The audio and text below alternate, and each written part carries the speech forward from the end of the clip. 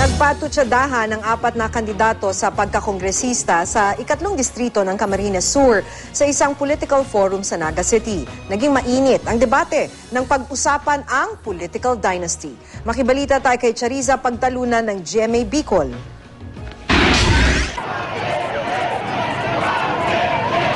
Walang patid ang sigawan at palakpakan ng mga taga-suporta ng congressional candidate sa ikatlong distrito ng Camarines Sur sa ginawang political forum sa Naga City.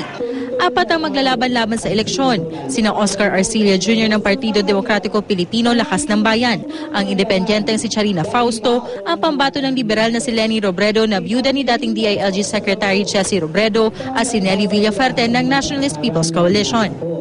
Itong kauna-unahan nilang paghaharap na inorganisa ng Parish Pastoral Council for Responsible Voting o PPCRV. Kanya-kanyang paglalatag ang bawat isa ng kanilang mga plataforma. Ipapagpadagos ko po ang napunan bula na KKK.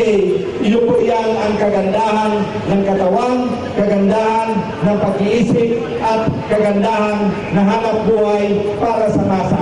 Ikaw may kakayahan, tatabangan ka ka mapadakula ang sa inyong kakayahan.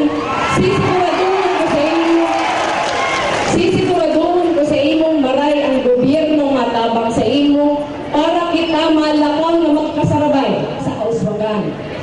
Natanong din sa kanila kaugnay ng Magna Carta for the Poor at Freedom of Information Bill. Pero ang pinakainabangan ng lahat, ang usapin sa political dynasty.